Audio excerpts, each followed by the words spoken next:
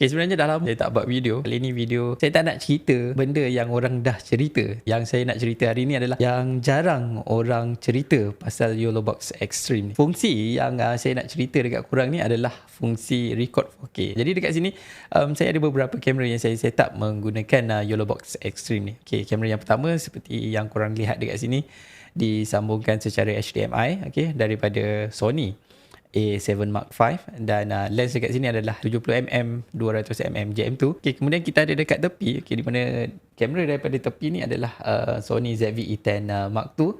Yang ni saya menggunakan lens 35mm daripada Sony juga, 1.8 lens full frame yang saya gunakan dekat sini. Dan seterusnya kita ada satu dekat sini, ZV-1.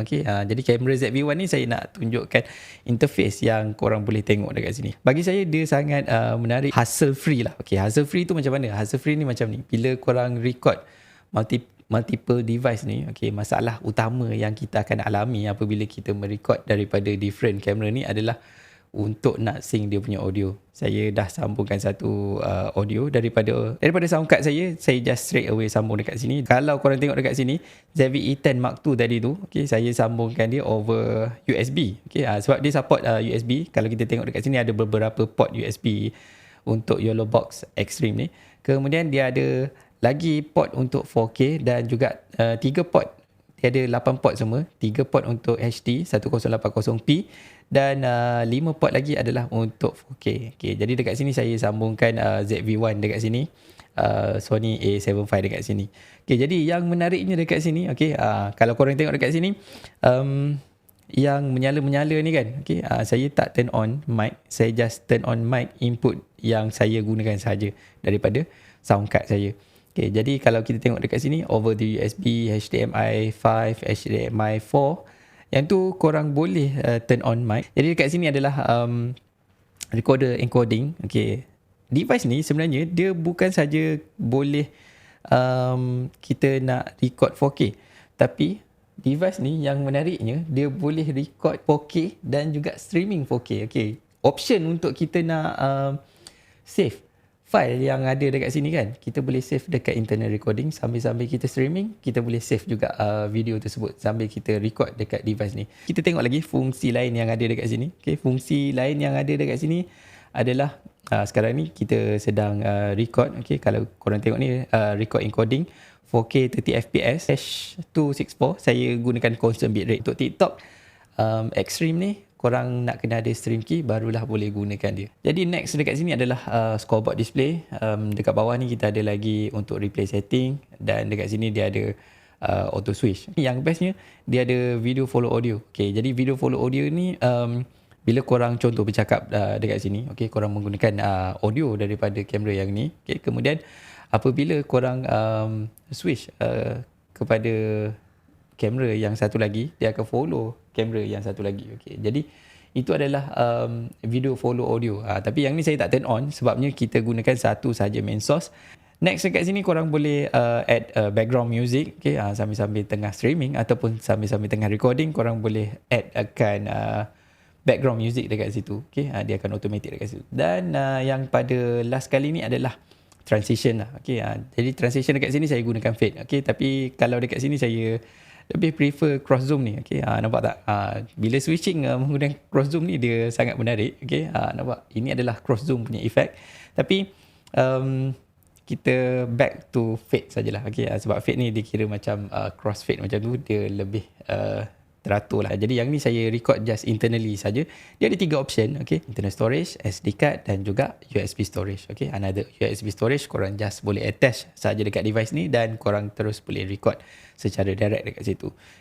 Jadi fungsi-fungsi lainnya dekat sini saya tak nak cerita lebih yang lain sebab mostly yang tu dah banyak dekat YouTube. Tapi yang saya punya case, kalau untuk kegunaan saya, mostly saya akan gunakan benda ni untuk switching scene, di mana saya tak perlu record multiple audio track untuk sync.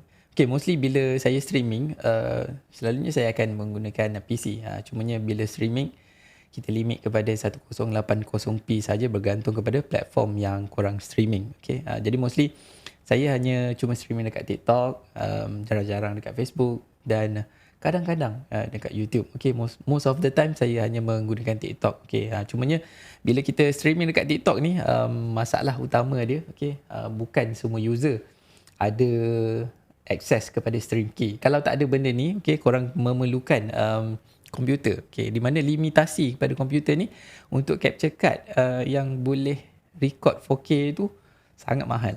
Device ni bagi saya harga dia dah berpatutan, okay, kerana korang boleh record 4K. Okay, the next thing korang boleh stream dalam 4K. Okay, kalau dekat YouTube memang support 4K streaming. Jadi korang boleh stream 4K dekat YouTube secara hassle free. Okay, di mana korang tak perlukan PC untuk nak tengok switching scene apa semua. Untuk saya streaming, mostly saya akan gunakan komputer saya. Okay, dekat belakang tu ada komputer saya. Bila kita stream dengan komputer ni, okay, komputer saya ni ada kipas. Okay, dia akan ada noise dekat situ. Dan dekat sini, kalau talking head, okay, memang saya recommend korang untuk beli. Dan device ni bukan saja untuk streaming ataupun recording. Okay, device ni adalah YOLOBOX Extreme ni adalah satu device yang memang professional gunakan untuk MCP. Okay, jadi untuk MCP ni korang secara live-nya boleh tukar-tukar scene dekat sini dan korang boleh tambah audio source dekat sini. Jadi audio source ni banyak lagi. Okay, kalau kita tengok dekat sini dia support HDMI, ada 8 HDMI. Okay, 3 adalah 1080p dan daripada nombor 4 sampai ke 8 ni adalah 4K. Kemudian korang boleh tambahkan image, okay, korang boleh letakkan video playback dekat situ, korang boleh letak SRT dan korang boleh letakkan dekat situ yang ni, fungsi yang jarang kita tengok adalah NDI. Okay, jadi NDI ni adalah satu device yang korang tak perlu gunakan wayar lah. Okay, jadi dekat sini dia ada multi view, okay, picture in picture, split view, side by side view, two view. Okay, jadi kalau saya select two view dekat sini, saya boleh letakkan kamera A dan kamera B, dan kemudian kalau korang tengok dekat situ, kita boleh adjust dia punya separation position. Okay, jadi yang ni saya cuba separatekan dia. Okay, saya letakkan dua macam ni. Okay, dan dekat situ, dan kita ada satu view dekat sini. Bila saya switch, ini adalah view dua scene. Satu kamera dekat sini dan satu lagi kamera dekat sini. Daripada scene tadi, kita dah ada banyak scene tau. Okay, yang ni scene yang pertama. Okay, kamera hadapan. Okay, scene yang kedua, korang boleh tengok dekat sini. Okay, kamera scene yang ketiga, kita dah ada daripada Sony ZV-1 ni. Okay, ini adalah scene yang keempat di mana saya gabungkan kedua-dua kamera dekat sini. Okay, kemudian kita ada lagi satu scene, tiga. Okay, tiga scene.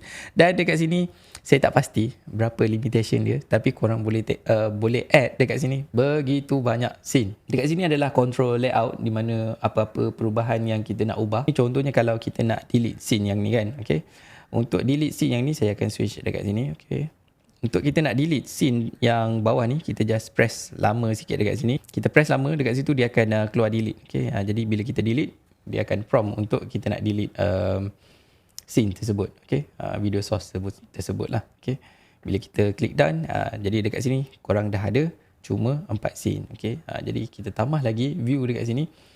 View yang menarik bagi saya, okay, mungkin saya boleh cuba view macam ni kot. Okay, kita cuba select A, B, C. Okay, sebab benda ni dia boleh sort. Okay, jadi kita letakkan background yang ni. Okay, jadi kita ada scene yang pertama.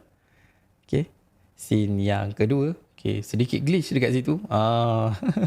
Okay, scene yang keempat. Okay, dan ini adalah scene yang kelima. Okay, jadi scene yang kelima ni korang boleh tengok sekali device yang saya sedang ni. Okay, apa kata saya tentang device ni? Okay, device ni sebenarnya dia sangat bagus. Okay, video ni mungkin panjang. Okay, dia sangat bagus device ni. Cumanya bergantung kepada keperluan. Okay, kalau device ni sebenarnya dia ada lagi satu extra function di mana korang boleh menggunakan dia as a outdoor sebab dia independent. Okay, dia just single device ni saja. Korang boleh gunakan dia independently. Okay, letakkan SIM card sebab dia ada satu slot untuk SIM card dekat sini. Okay, korang boleh letakkan SIM card untuk kita stream dekat luar. Okay, maksudnya dekat outdoor. Okay, bukan saja dia boleh digunakan secara indoor, tapi dia boleh digunakan secara outdoor. Okay, jadi itu adalah kelebihan-kelebihan yang ada. Banyak lagi kelebihan-kelebihan yang ada pada YOLOBOX Extreme ni. Okay, jadi sekiranya korang suka video ni, jangan lupa komen di bawah fungsi apa yang korang nak lagi daripada YOLOBOX Extreme. Terima kasih guys. Camera focus. Mantap.